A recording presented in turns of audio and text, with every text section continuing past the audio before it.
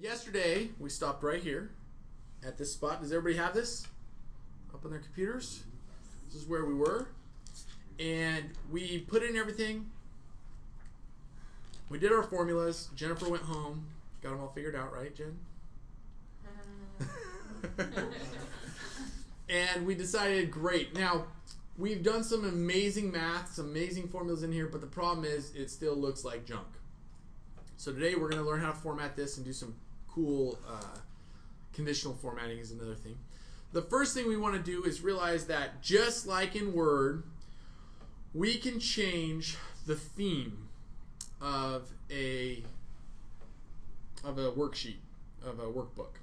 So if we go to page layout and we come over here to this themes tab, we can see that we're on the default theme of Office. Now we can pick something else, and the book's going to have us pick Trek because it really wants us to do something ugly again. But notice as I go over these, the fonts are changing. And we don't have any colors in here, but we would notice if we were going over these, the colors would change also. So we're going to go ahead and pick Trek. There it is. And I'm going to zoom out so we can see it. So this is the Trek theme so far. And we want to definitely go up and fix our title. Everybody remember how to do that? Go to A1, hold the Shift key, go across to J1. We're going to go back over to Home on the tab up on top and do Merge and Center. And since I want to format this really quickly, I'm going to do what? Cell styles, and we're just going to call it title. Why not? Great. Now we're going to do the same thing down here. We're going to go A2 to J2, merge and center, and we're going to format it really quickly again. We're going to do heading 4. Now this problem in the book asks us to do something a little bit different.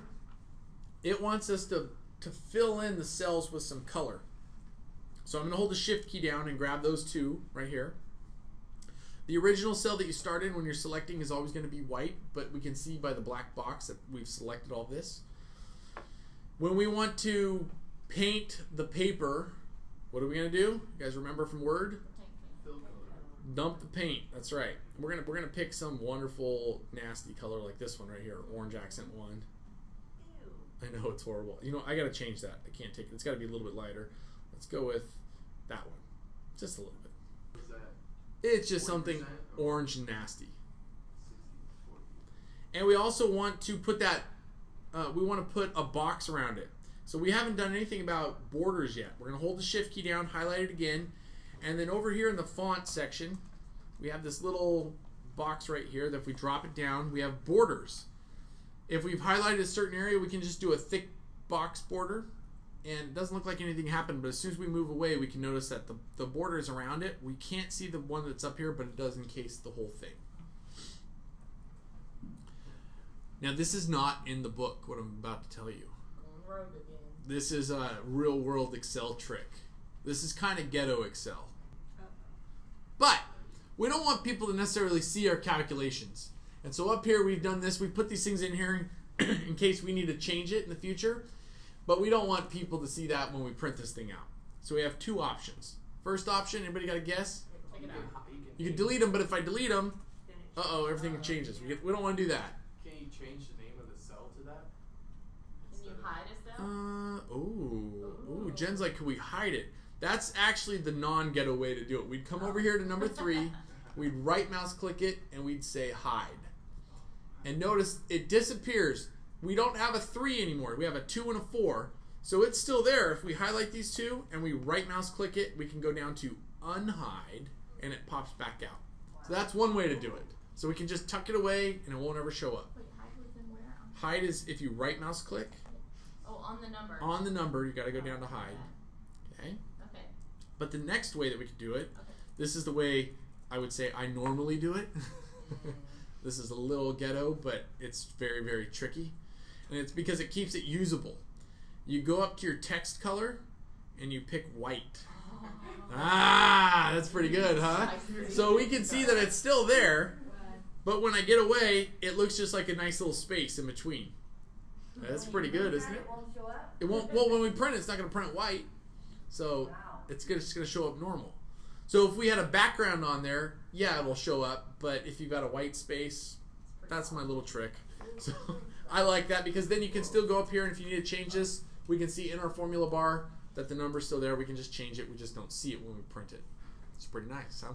There is one flaw with this. If you PDF the document or XPS the document out, they will be able to select this because it's still there. So if you're going to create a PDF out of it, I would hide it. But that's just for when you're creating reports for your boss or something like that, and they want to see stuff and they don't want to see all the calculations. It looks pretty, very functional for us at the same time when we have to do modifications on it. Let's go ahead and take our column headers. First thing I always like to do when I get my column headers is center them. And then I'm going to go ahead and go cell styles, and I like to use this heading 3 because it's always got a line under it for the top of the top up here. Changes the font, changes the color. And now we've got some numbers that we've got some issues with. So let's go ahead and pick some good numbers here. The first number is hours worked. Actually, let's start with dependents. I'm going to just highlight this whole thing. And yesterday, I was telling Christine this, but right up here, we have these decimal increases and decimal decreases. We can just decrease the decimal. Sorry, I increase it once and then decrease it. And notice that now I don't have any decimals in here, but they're all just rounded. And I'm going to center this one because dependence, for some reason, that one to me just looks like it should be centered. It's not a money number. So I'm going to center that one. It's cool that he said go up one, then go down one. Yeah, yeah. Then he would have had to go because of the 0.3333. Yeah, so just go up one, it changes everything to 1. Go back down, it'll change everything back. Now here on this hours worked, we're going to highlight this, and we want 2 decimal places just so it looks the same for everybody. We don't have to go up and down. We can hit the comma style. We hit comma style, it'll automatically put 2 decimal places in there. Looks nice for us, right? Let's do the same thing with hourly rate. Comma style. I'm going to do that with pretty much everything but the percentage now. I'm just going to highlight everything. Hit comma style. And then on the tax percentage, we're going to highlight it. And we have just to the left of that comma style, we have a percentage button. Click that. Now this rounds it to the nearest percent, but I want to get a little more detail, so I'm going to increase the decimal 2 places. And that lets me see a little more information as I look at it. It's kind of nice, right? Yeah. Now it's starting to look like a spreadsheet, right? This is something that looks a lot more presentable already. So, yeah, I can read it, exactly. But we want to remember our etiquette is that we want to tell people what the denomination is. So this is actually dollars. So I'm going to highlight those, and I'm going to go up to this dollar symbol. And that's going to give me my floating dollar symbol. Do you want to do hourly rate? No, notice I just did gross pay to net pay. Oh, okay. Oh, you know what? I didn't want to do that one. You're right. I'm sorry. You do want to do Hourly rate because it's $1. You don't want to do it, right? No, we don't want to do hours. We do want to do hourly rate because it's $1. It's a monetary number. And then we're going to come down here and do the same thing to the... Well, actually, what I'm going to do is I'm going to highlight my entire totals row first. I'm going to go into my cell styles, and I'm going to do totals. That changes it so I have it bolded, the font's been increased, and then I'm going to go through and do my accounting format. So we're looking pretty good here. Now, just as another etiquette rule, if we're going to put anything below that double underline, those should all have the dollar signs on them. So I know it looks kind of funky, but that's just as an etiquette thing. We want to highlight this, put the dollar signs on those also.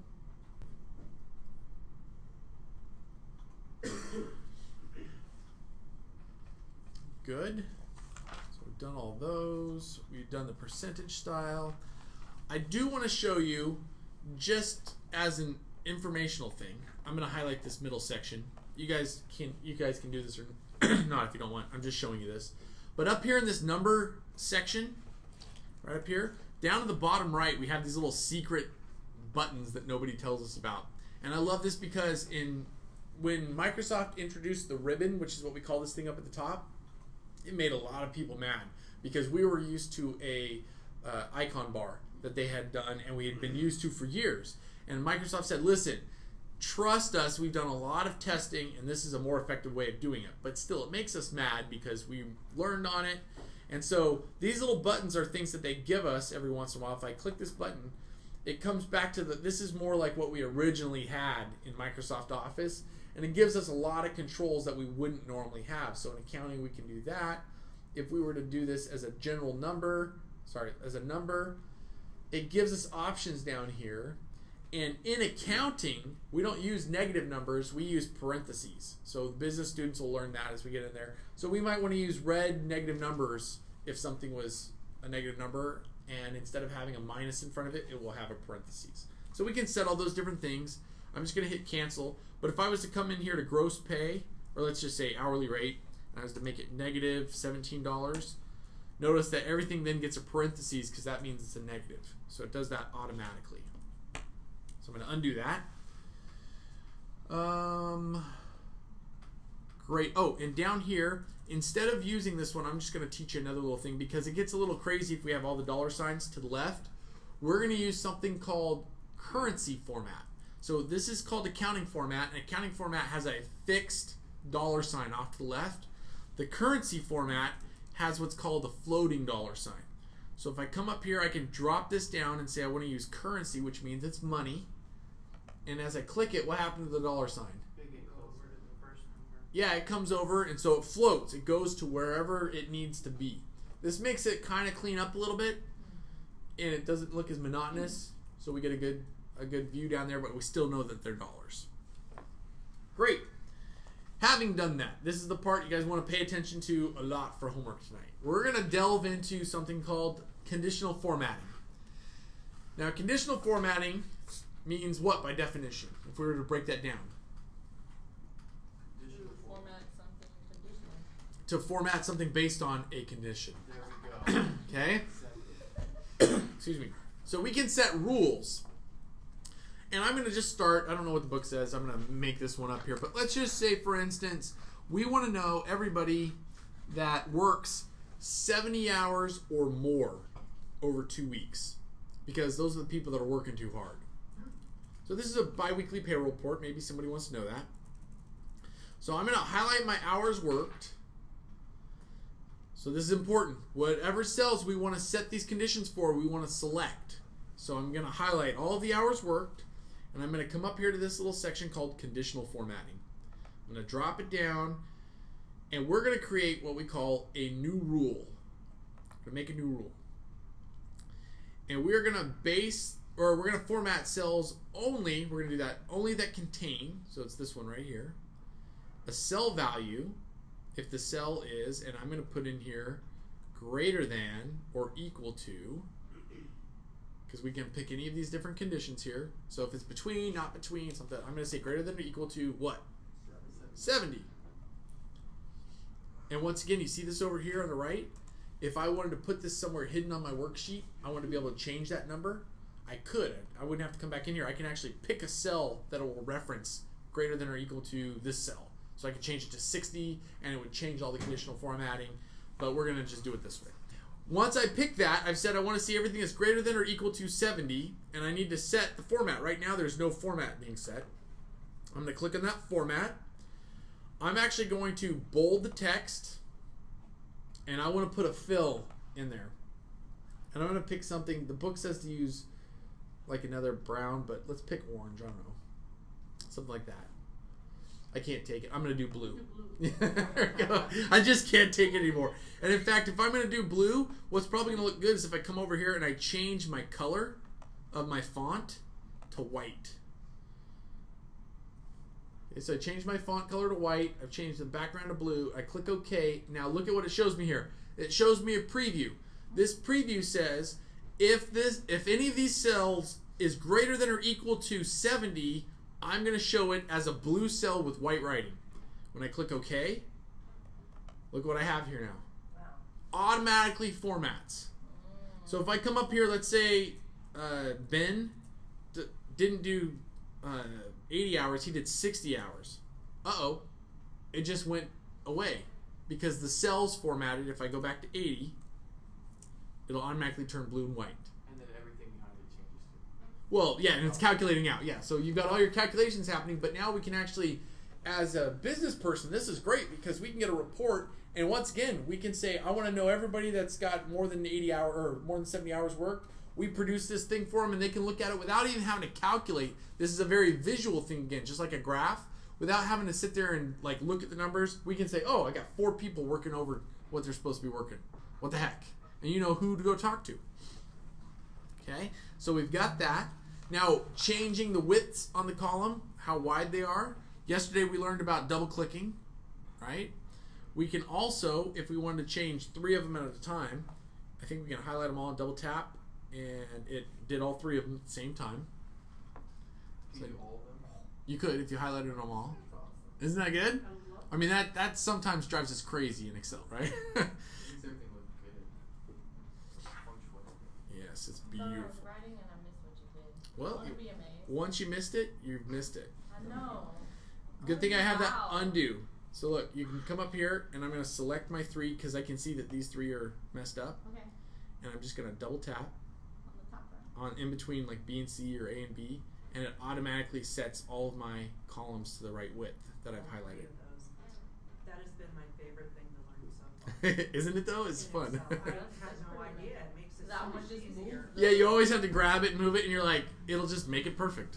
Love that. It's those little things that make us happy, right? It is. It really is. I have to find the little things in life. That's right. Is So- that the same thing that merging does too? No, it's not merging. That's setting the width of the column. So notice that A now is wider than any other column. It's because we have Yolanda Washington in there, and in order to see that, it needs to be wider. So if we double tap in between the 2 columns, it makes it as wide as it needs to be to display all the information in that column. So it'll take you to the largest one. All right, it doesn't look like we need to double tap anywhere else, but we could just, highlight, come all the way over here, hit double tap, and it kind of condensed a couple of them or whatever. But it did it all the way we needed it to. Notice that it ignores the merge cells when that happens, bless you. So it even though this is here, it didn't really affect what was going on. So that's good. We've done all of that. If we want to change the row heights, why are row heights different than column widths? They're not. We can just double tap. So if I brought this one down, let's just say this is all messed up.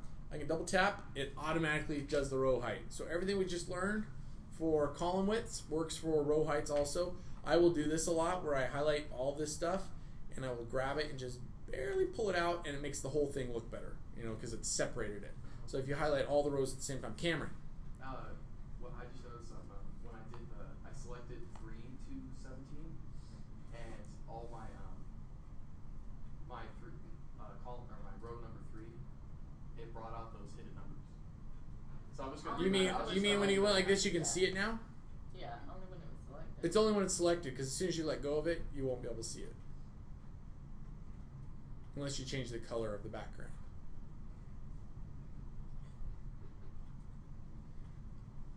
Right? No, I was just trying to. How did I make all of them move? Watch.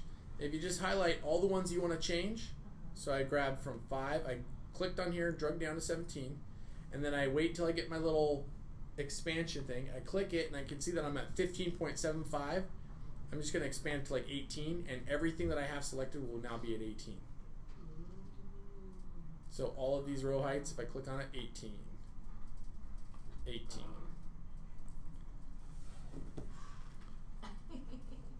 Ta-da! It's fun being able to impress people so little. No. Despicable And it me. only changed one of my rows. It only did one of yours? Let's look at that during the break. Okay, another thing to remember is that Excel is part of the Microsoft Office suite. So most of the tools we have available to us in Word are also available in Excel. So something that a lot of students that I see do, this drives me crazy. So I'm going to curse you with the crazy right now, is they don't capitalize the top of the word, like the words in every column. Okay? Save yourself a lifetime of looking like an idiot. Practice while you're in school. Okay? Make sure you're capitalizing what needs to be capitalized. Also, if for some reason you're a bad speller, I'm not going to hold it against you. But under review, we can spell check right here, and it will go through and it'll say, yes, I want you to continue. Oh, look at this. Charvat's not. Ignore it all the time because that's an employee. You know, it's bringing up all these names. I can say ignore, ignore, ignore, ignore. But look at that. Nothing else was misspelled in my document. That's all it takes. It's like 30 seconds, and you cannot look like an idiot because I get things with people misspelling, and I'm like, really? You didn't do that? You know what, though? What? You said you spelled dependence wrong. I changed it yesterday. What? Oh, okay, so it is with the ENT. I didn't know that. What? See, I You look spelled like an wrong. idiot? I just did No. spell check on my own. No, you said you can't look like an idiot, and I said, well, maybe not by this. You can't look like an idiot, but Well, we don't want you to look like an idiot in print. How about that? Good? That works. That works. So, preparing to print a worksheet. So yesterday we were looking at this. If we hit Control P, once again it comes up. It's all messed up. I'm going to put it in color so the camera doesn't freak out at me. Let me go there. So now it's in color. Of course, we don't want to do it this way. We want to probably do it in landscape instead of portrait. Excellent. So now it's here, and of course, because you don't want to get yelled at if you work for me, you're going to come into Page Setup, go to the Margins tab, and make sure you check on Center Horizontally, because that'll make it look perfect on the page, and I won't go crazy. Throw it back at you, rip it up, and say, get out of my face. It's hard to imagine me being that mean, right? You call this work product? No. So, get this out of my face. Oh boy. So, the next thing I want, so we're not going to print, but I just wanted to show you that. Practice makes perfect. Now, no, that's not right. It's perfect practice makes perfect. That's what my piano teacher used to tell me all the time. So, she cursed me with that. Now, I don't know if this is what got me the job, but I got a pretty impressive response when I was doing a job interview one time with this next little thing. And so you might know this, you might not. But this is really fun. Whenever you're dealing with Excel people and they all think they know Excel, some of them might know this, but a lot of them don't. I was dealing with this guy and he said, well, what do you think about this? And he was showing me his Excel stuff. I said, well, is it actually doing what you asked it to? And I go like this, and I go, oh, yeah, your formula's messed up right there. And he's, whoa, whoa, whoa, what was that? What was that? And it's a formula view. And so what we can do is very easily with Control and the... B? No, it's right. It's just to the left of the number 1. It's the dash, the squiggly. I call it enye, but somebody said that's not what you say. So anyway, I can't remember what they called it. The little wave, just to the left of the 1. If you hold Control and the little wavy line, I can't remember what they called it last time. Accent mark. We'll just call that the accent mark, and with the squiggly above it. If you hit that, notice that what it shows us here is the raw data in each one of these cells. So we can go in and see. I love this because I can sit right here, and just by being in the cell, instead of having to go up to the formula bar, it shows me where it's calculating. So I get all my colors in here, and if I zoom out a little bit, I can see everything. Here we go. So I can see that this one's calculating those two, this one's calculating here. And it's not destroying anything. You can actually print this page just like this. You can hit it back, and voila, everything's there. Now remember, the other day somebody was freaking out because we had hashtags. If there's ever a hashtag, it's there. It's just the screen can't display it properly. So if we just double tap, voila, got it again. We also have down here, How do you get out of it? I'm sorry. you hit the same thing, Control accent mark. I was like, you didn't. No, So- I thought I So another thing we can do in here is go to Page Break Preview, and this is a good way to set this up before we go to print. It's down here in the bottom right, and if we click Page Break Preview, it comes up and says, I'm going to print this on page 1, and then we have this line coming down that says this on page 2. We can actually grab these lines and move them so we have page 1 and page 2, or we can pull it all the way out and guarantee that it's all going to be on page 1 just by moving it over there. So that's under Page Break Preview, down here at the bottom right. And if we want to go back to our normal view, we just go over to the left too, and then we have normal view. We can come back. And that's what this line is right here. These lines, these little dotted lines, are showing us where the pages are. Sorry you guys can't see that one because of the board. See, this is all page 1. Everything in here is going to print on page 1. Everything over here is going to print on page 2. And this would be page 3 and page 4.